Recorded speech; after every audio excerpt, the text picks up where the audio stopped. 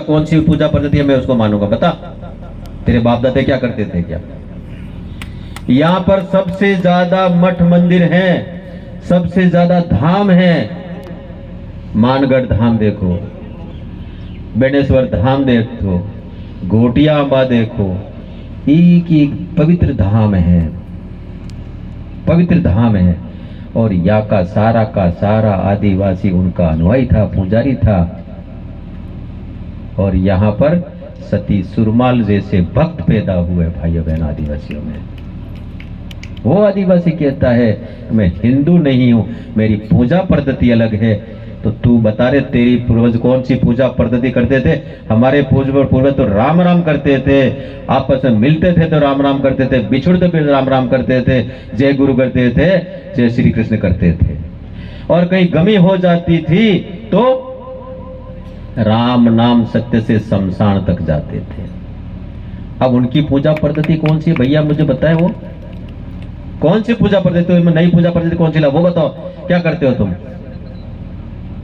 वो मस्जिद में जाकर के माथा जरूर टेकेंगे, लेकिन मंदिर में जाने में शर्म आती है। धिक्कार है हमको। इतिहास हमको नहीं पता है क्या?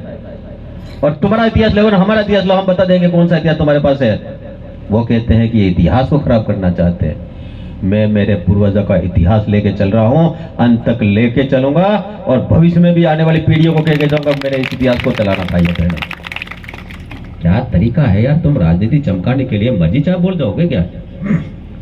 राजनीति अलग विषय है, धर्म अलग विषय है। हम इस देश के लिए जीने वाले हैं। और फिर कहते हैं हम भील प्रदेश बनाएंगे। बनाओ, कोई तकलीफ नहीं। जाति के आधार पर कोई प्रदेश बनते हैं क्या? नहीं बन सकते।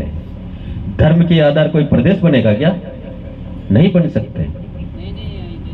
और ये फिलिस्तान ने अपने भील प्रदेश से बाद में फिलिस्तान बनाएंगे। भाइयों बहनों, हमको समझना पड़ेगा। उनकी योजना उनकी नहीं है, उनके पीछे कई ताकतें काम करती हैं। जो बाहरी ताकतें हैं वो इनको चला रही, वो कह रहे वैसे बोलना शुरू करते हैं। ये आदिवासी को समझना पड़ेगा, ये हमारे पर गाली है। ये कहते हैं कि आदिवासी की बहन बेटियों को मुसलमानों से शादी करा देनी चाहिए। तुम तय करोगे क्या? अरे राजनीतिक पार्टियां कौन किससे शादी करेगा वो तय करेगा क्या? कौन किस धर्म को मानेगा कि राजनीतिक पार्टियां तय करेगी क्या? ये तुम्हारा काम नहीं है, समाज का काम है, समाज तय करेगा। तुमने ठेका लिया है क्या? अगर किसी को समझ में आता है कि मैं मंदिर नहीं जाता तो मत जा, हमें कोई तकलीफ नहीं है। हम तो सभी धर्मों का सम्मान करते हैं हिंदुस्तान में।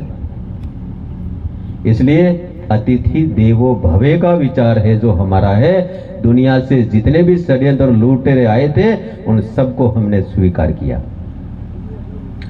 और इस देश में रहे वो, और आज भी हैं। हमने उनको निकाला नहीं है। दुनिया के देशों में जाके देख लो, अफगानिस्तान में देख लो, पाकिस्तान में देख लो, हिंदुओं की क्या स्थिति है। या तो उनको जिसने विरोध किया उनको ऊपर भेज दिया, या फिर मस्जिद में जाके उन्होंने नमाज पढ़ना शुरू किया। 1% हिंदू बचा है। यही अफगानिस्तान में हुआ। दुनिया से हिंदुओं में जो जहां भी थे, इन मुस्लिमों ने काट काट करके खत्म कर दिया, या फिर उनका धर्मांतरण हो गया भाइयों बहनों। और हमारी बहन बेटियों को, हमारी माताओं को ले जाकर जबरदस्ती उनके घर में रखने का काम किया भाई। पाकिस्तान में कई बार सोशल मीडिया पे आता है शादी हो रही है और किससे, मंडप में, और मंडप से उठा करके ले जा करके निकाह करा देते हैं। ये दृश्य हमारा है। ये क्या यहां होगा क्या? यहां नहीं होने देंगे। उनके मंसूबे पूरे नहीं होने देंगे, किसी कीमत पर नहीं होने देंगे। इसलिए भाइयों बहनों, आपने 9 दिन तक यहां पर उपासना की होगी शक्ति की। मैं माता जी से भी प्रार्थना करता हूं, आप वो ताकत देना, और आप साक्षात पैदा होकर के नासुरों का सर्वनाश करना हमारे ताकत है। आप ही कर सकते हैं, हम तो निमित्त मात्र हैं, हम कुछ नहीं है।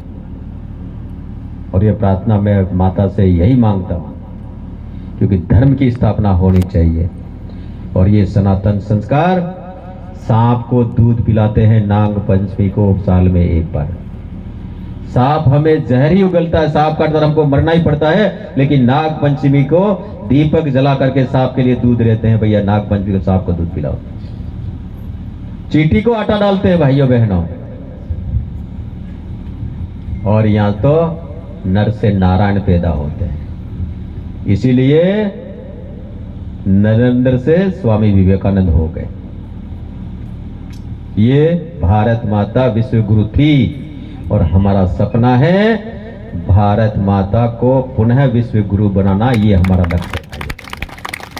हम राजनीति में केवल राजनीति करने के लिए नहीं आए हैं, एमएलए बनने के लिए, मंत्री बनने के लिए नहीं आए। हमारा सपना बड़ा है, भारत माता की दुनिया में जय जयकार हो, भारत माता दुनिया में ताकतवर हो। ये हमारा सपना है। हमारे देश के प्रधानमंत्री नरेंद्र मोदी देश को दुनिया का सबसे श्रेष्ठ और ताकतवर देश बनाने का अभियान लेके चल रहे हैं और उस ओर आगे बढ़े। भाइयों बहनों, आज भारत की दुनिया में जय जयकार हो रही है।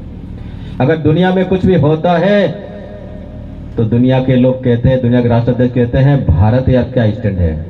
अगर दुनिया में कोई शांति स्थापित कर सकता है तो भारत ही कर सकता है और कोई नहीं कर सकता है। ये दुनिया का नजरिया बदला है, दुनिया भारत की ओर देख रही है और ये भारत करेगा। जो भविष्यवाणियां हुई है ये साक्षात पूरी होगी।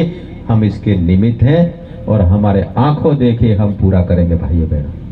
और इसी का कारण है ना, हम भारत जब आजाद हुआ था तो के जो देश के कर्णधार थे नेता, एक वर्ग तो कहता था हम देश का नवनिर्माण करेंगे, एक का सपना था कि हम देश का पुनर्निर्माण करेंगे। नवनिर्माण और पुनर्निर्माण दोनों शब्दों में अंतर है।